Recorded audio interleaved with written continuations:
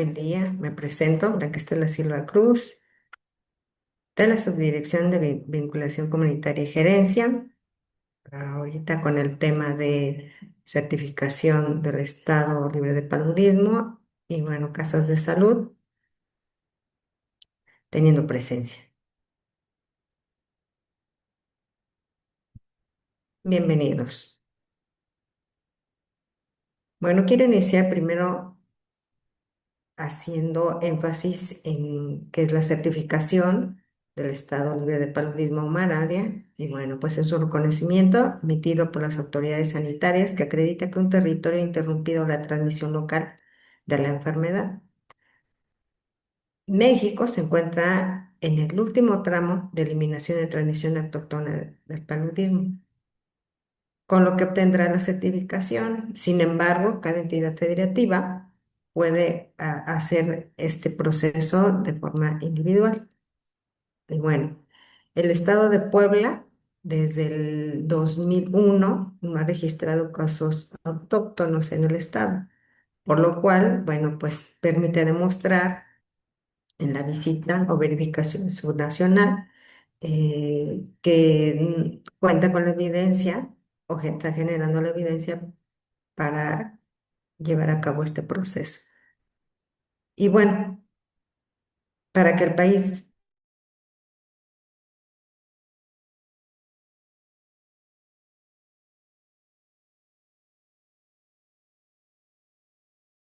para que obtenga la insignia de manera nacional. Y bueno, ¿cuál es el objetivo de la certificación? Eliminar la transmisión autóctona, evitar el restablecimiento de la transmisión autóctona y contención y limitación de la transmisión. Eso es lo que se requiere. Y bueno, vamos a iniciar de lleno lo que es lo que compete a las auxiliares de casas de salud en este aspecto para dar inicio a las actividades.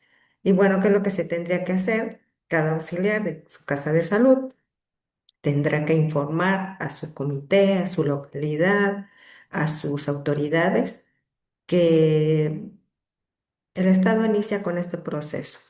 Por lo cual, para poder tener la insignia que acabo de mencionar anteriormente, pues es necesario que todos estemos hablando el mismo tema, que todos tengamos bien las definiciones operacionales, que sepamos identificar casos sospechosos y sobre todo aquellos que son que no presentan algún síntoma, que son asintomáticos y que vamos a ser visitados próximamente por una entidad federativa para evaluarnos y finalmente la OPS. Bueno, el auxiliar, desde su ámbito de responsabilidad, tiene la función de, si tiene la visita de los equipos de salud itinerantes como es caravana, como es la unidad móvil, o que vayan a realizar alguna actividad los médicos o la enfermera de los centros de salud, bueno, pues tendrá que participarles o recordarles que estamos en el proceso de certificación del Estado libre de paludismo autóctono y no solo eso, sino la visita subnacional de otra entidad federativa y por supuesto de la OPS. Eso tendría que hacer durante sus actividades, difundir. Y por su parte, si el médico o la enfermera llegan a visitar a la casa de salud y por cualquier situación de que haya habido un cambio de auxiliar o que el auxiliar en su momento no haya tenido la oportunidad de la capacitación, bueno, es responsabilidad del médico o la enfermera retroalimentarla, retomando que tiene que informar a la localidad, a las autoridades, y con ellos mismos tendrán que conjuntarse para nuevamente recapacitarse y difundir ambos el proceso de certificación y evidentemente la identificación de casos sospechosos y en caso de que sea localidad centinela, reforzar la toma de gota gruesa. ¿Qué debemos de conocer y que debemos de unificar conceptos para que no, para que hablemos el mismo tema siempre. Tenemos que saber qué es el paludismo malaria, cómo se transmite, signos y síntomas, su periodo de aparición, cómo lo diagnosticamos, su tratamiento y, por supuesto, la prevención. Y bueno, aquí de una manera muy práctica, ¿qué es paludismo malaria? Es una enfermedad febril parasitaria transmitida por un vector, que es un mosco, por un parásito protozoario del género Plasmodium. ¿Cuántas especies existen? Bueno, pues tenemos cinco: Plasmodium vivax, Plasmodium falciparum, Plasmodium malaria, Plasmodium ovale y Plasmodium knowlexi. ¿Cómo se transmite el paludismo? Pues es a través de la picadura de un mosco, hembra del género Anopheles, las cuales o las principales identificadas en Puebla son dos, que es el Anopheles pseudoancipenis y Anopheles albóminis. ¿Cuáles son los síntomas y signos del paludismo? Bueno, la aparición de los signos síntomas es de 7 a 14 días después de la picadura y son fiebres altas, arriba de 41 grados, dolor de cabeza intenso, escalofríos intensos, sudoración intensa, náuseas, vómito y síntomas en general, malestar en general. ¿Cuáles son las labores del auxiliar o medidas preventivas durante ahorita el proceso? Bueno, pues nuevamente aquí hago la rectificación de que tiene que difundir, que del Estado vamos a entrar en este proceso de certificación y que debemos de saber perfectamente los temas, los conceptos de malaria y paludismo y qué vamos a hacer también dentro de nuestro ámbito o sus actividades diarias, promover las faenas para que los entornos estén saludables, la vivienda limpia, el aseo personal, mantener los arroyos, lagunas, charcas y canales de irrigación que estén limpios, porque a diferencia del paludismo, bueno, el mosquito busca para hacer sus criaderos aguas limpias. Entonces, por eso tenemos que tener muy limpios estos ríos y arroyos para evitar que se genere el mosquito. Y bueno, aquí hay algo bien importante. Durante estas actividades tendrá que identificar casos sospechosos de pacientes asintomáticos. ¿Qué quiero decir? Que bueno, que la persona haya viajado a lugares endémicos o que haya ido de vacaciones y cuando estar pendiente de ellos, porque ellos son los primeros también candidatos para realizar o enviar a que le realicen la toma de gota gruesa. ¿Cómo se diagnostica el paludismo? Bueno, pues a través de la gota gruesa, que es el estándar de oro. Es una prueba microscópica a través de una pequeña punción en el dedo y efectuando un frotis y una gota gruesa. ¿Y para qué sirve la gota gruesa? Bueno, pues detecta si una persona tiene paludismo, confirma el diagnóstico de la malaria o paludismo, identifica la especie del parásito y determina la cantidad de parásitos en sangre. Esto, bueno, como lo sabemos, la auxiliar no diagnostica, sin embargo, debe tener conocimiento del tratamiento que se utiliza para la malaria o paludismo. Y bueno, estas actividades son tanto para localidad centinela, que quiere decir localidad centinela, pues que es localidades prioritarias, que ahorita son 22 localidades prioritarias, de las cuales dos son o recaen directamente en áreas de casas de salud. Entonces, ¿qué tendría que hacer la auxiliar en una localidad centinela? Bueno. Empezamos. El paciente, una vez identificado el paciente, reitero, con síntomas o que sea asintomático, quiero decir, el paciente que haya viajado a zona endémica, bueno, la auxiliar tendrá que realizarle la toma de gota gruesa. En cuanto ella esté haciendo el procedimiento previo, debe solicitar al epidemiólogo o al área de vectores del distrito sanitario el número de folio para poder identificar la muestra.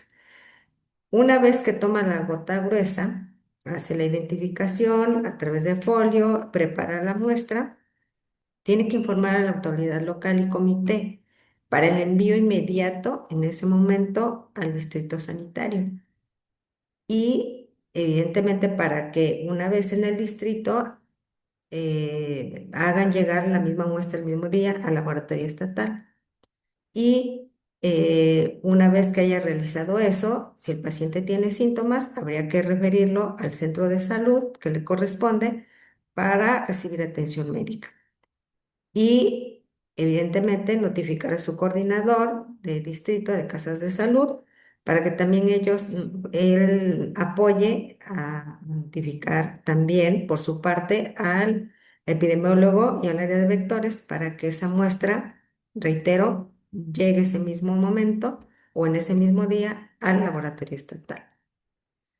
El resto de las localidades que tendría que hacer, una vez que identificar a pacientes con eh, síntomas, temperatura, fiebre, tendrá que referirlo al hospital o al centro de salud que le corresponda para que ahí tu médico o la enfermera sean los encargados de hacerle la toma de gota gruesa y darle el seguimiento. También aquí tendrá que identificar aquellos pacientes que tuvieron o viajaron a una zona endémica para que también les hagan dicha prueba y la auxiliar, una vez que le hagan eso y el paciente regrese a su domicilio, tendrá que dar seguimiento del tratamiento, la vigilancia de familiares y entorno para que refuerce las medidas o intensificar las medidas preventivas y de buenos hábitos. Bueno, aquí son las localidades centinela, como mencionaba yo, son 22. De las 22, dos recaen de ámbito de responsabilidad de casas de salud, que es la localidad de Tilapa, del municipio de Huitamalco, del distrito 5, y Guadalupe Victoria, del municipio de Coscatlán, del distrito 25, antes jurisdicción 10. Y bueno, aquí la parte dentro de una cosa es localidades centinela, que son las que vamos a trabajar de manera muy directa y permanente, y otras son la estratificación de localidades o municipios. ¿Qué quiere decir con esto? Bueno, que se clasifican de acuerdo a sus factores epidemiológicos, ambientales y sociales. ¿Y para qué sirve? Pues para optimizar y focalizar los recursos e intervenciones para el control y eliminación. En este caso, la mayoría de las casas de salud recaen en el estrato 1, que bien vendría siendo la parte de capacitación en cuanto al paludismo malaria y la misma certificación, y no solo eso, hacer actividades de, de, de reforzar la parte de buenos hábitos y para que las viviendas, tanto viviendas como ríos, arroyos, se mantengan en buen estado higiénico para evitar la propagación del mosco. Básicamente es eso. Hay 5 localidades que están en el estrato 3, no precisamente porque sean en localidades prioritarias, sino que están alrededor de ellas y por lo cual habría que reforzar también ahí las acciones para evitar la propagación de la enfermedad. Y teniendo esto, que 838 casas de salud entran en el estrato 1, 142 en el estrato 2 y 5, reitero, aunque no están, pero están cerca de las centinelas. Y bueno, aquí una manera más específica en cuanto a localidades centinela, ya están las auxiliares ya están capacitadas. Recordemos que el año pasado, desde el año pasado, a través de los coordinadores de casas de salud, se dio una capacitación referente al tema de paludismo Y bueno, aquí nada más reiterar o reforzar la capacitación a las centinela, que en este caso son dos, Tilapa y Guadalupe Victoria, para que se verifique que ya domina la práctica o la toma de gota gruesa.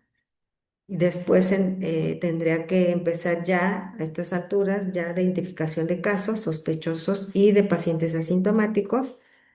Y bueno, previo a la toma de gota gruesa, tendrá que solicitar nuevamente, se reitera, al epidemiólogo o al área de vectores para el otorgamiento de número de folio, enviar la muestra o muestras el mismo día al distrito sanitario para que el distrito sanitario la haga llegar también de forma inmediata al laboratorio estatal y una vez antes de que o después de la atención, bueno, tendrá que referir al paciente al centro de salud, siempre y cuando tenga síntomas.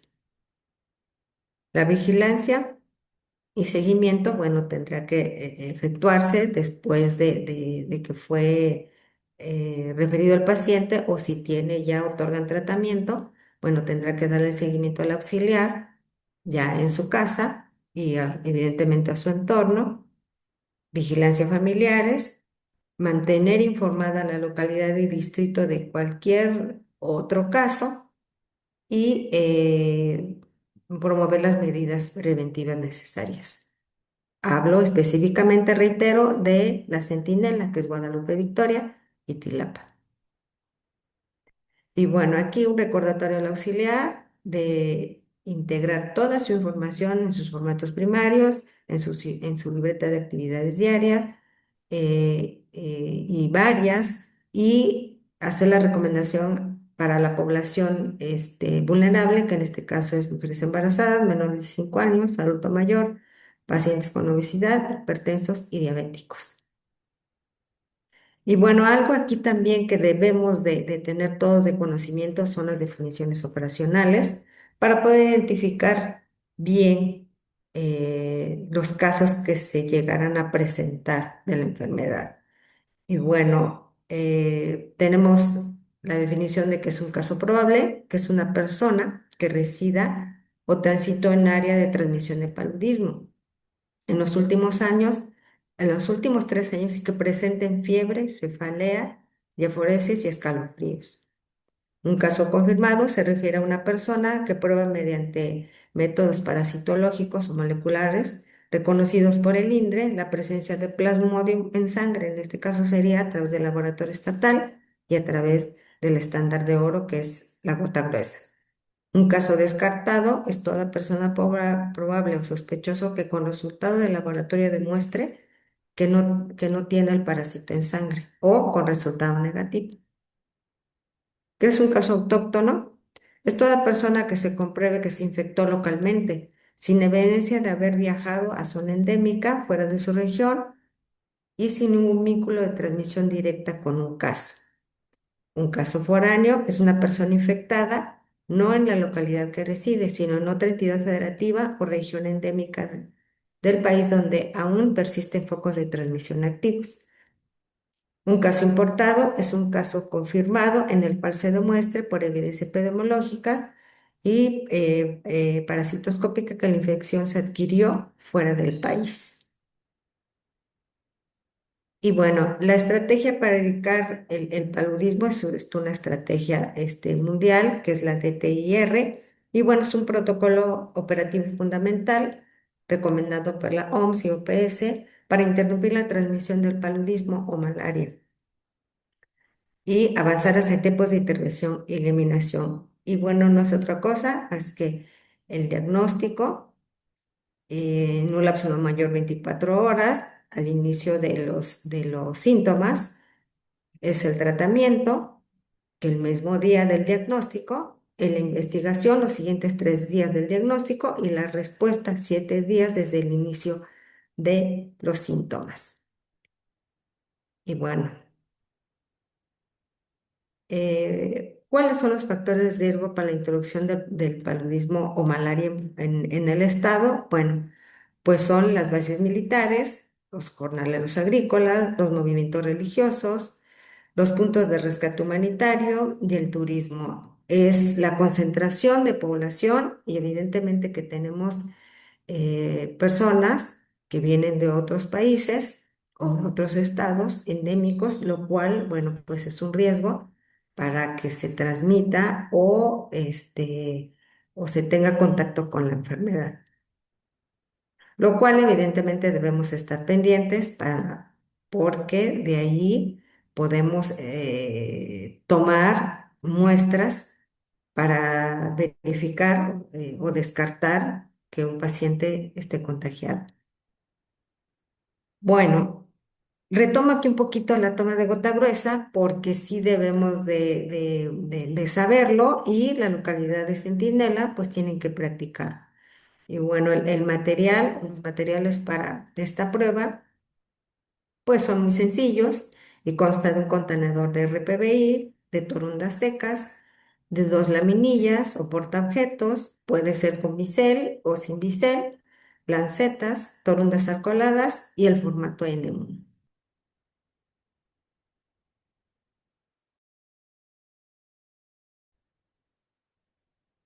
Bueno, ¿cuál es el procedimiento para hacer la técnica de toma de gota gruesa?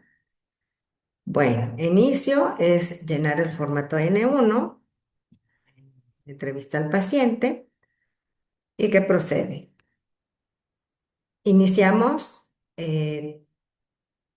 haciendo la limpieza de las lancetas, si bien vienen empaquetadas, pero no está por demás para que la muestra sea de calidad. Vamos a tomar por los bordes, por el bisel, nunca por su parte plana, sino por el bisel, el portaobjetos. Vamos a limpiar por ambas caras, verificando a contraluz que no tengan pelusa,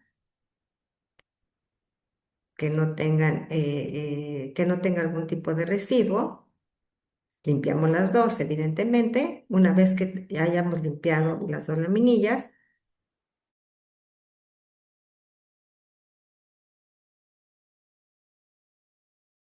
la punción en su dedo anular de la mano menos dominante, procedemos a hacer del dedo, vamos a punzar, a hacer la punción en medio, al borde de la uña y entre la yema. La punción debe ser en medio de esas dos áreas, como se ve en la imagen 3. Se toma la lanceta para descubrirle el área donde va la hojita, se hace la punción, la primera gota se limpia con algodón seco para evitar que le arda al paciente, ya se pone en el portaobjetos a la mitad de la laminilla para formar el extendido. Enseguida procedemos a realizar el, el, el con otro portaobjetos auxiliar y a un ángulo de 45 grados, tener la laminilla para poder ejercer el movimiento rápido y hacer el barrido. En una segunda gota la ponemos nuevamente en nuestro portaobjetos. Esa es para generar la gota gruesa. Una vez tomada la muestra, con la esquina del portaobjetos auxiliar, desde el centro, hacer círculos, ampliando la gota de 3 a 6 veces, regresa uno al centro y levanta uno la laminilla. Eh, una vez que ya está hecho nuestra muestra, se deja secar a la intemperie, no al sol, no soplarle para no contaminarla. Con el sol lo que va a hacer es que la muestra se va a secar mucho y va a perder su calidad. Entonces hay que dejarla secar a la intemperie. Mientras eso sucede, recuerden voy a comunicarme con el epidemiólogo o con el personal de vectores para que me otorguen el número de folio. Una vez secada la muestra, lo que vamos a hacer es, como le muestra el esquemita, una vez ya secada la muestra, vamos a colocar las iniciales del paciente. En este caso, aquí hay un ejemplo, Alejandro Izaguirre Tolzá. Tendría que ir la inicial por apellido paterno, iniciando es la I, la T y la diagonal, el 01. El 01 es el número de folio otorgado. Si nuestro portaobjetos cuenta con bisel, las iniciales y el número de folio tendrá que ir en el biselado. En el caso del portaobjetos sin bisel, tendría que ir en la parte de arriba de la muestra, en la parte de arriba. Ahí está el esquemita donde ya simula ser la sangre del paciente y va hasta arriba, va la muestra. Evidentemente sobre la muestra van los datos del paciente. Una vez que ya está seco, ya está identificado con los datos del paciente y el número de folio, lo que se procede es a envolver la muestra con el formato. Una vez que ya está la muestra etiquetada y envuelta, también vamos a ponerle al papel que tiene que quedar la parte blanca. Ahí se tiene que etiquetar nuevamente con los datos del paciente la muestra. Una vez ya etiquetada y identificada, la llevo o notifico a mi autoridad local o al comité local para que esta muestra sea llevada de forma inmediata al distrito, para que a su vez lo hagan llegar de forma inmediata al laboratorio estatal. Aquí el anexo es para que lo recuerden, es el formato N1, su anverso y reverso. Si hubiera alguna duda en cuanto a su llenado, directamente con el coordinador de casas de salud o con la área de epidemiología y vectores para el correcto llenado del formato. Y habrá que estar muy pendiente también a través de las redes sociales, de la difusión y la promoción de la certificación propiamente dicha y todo lo que tenga que ver con el tema de paludismo o malaria. Pues por mi parte es todo, quedo a sus órdenes y no perdamos la motivación y el seguimiento de las actividades que tienen que ver o están encaminadas a la certificación.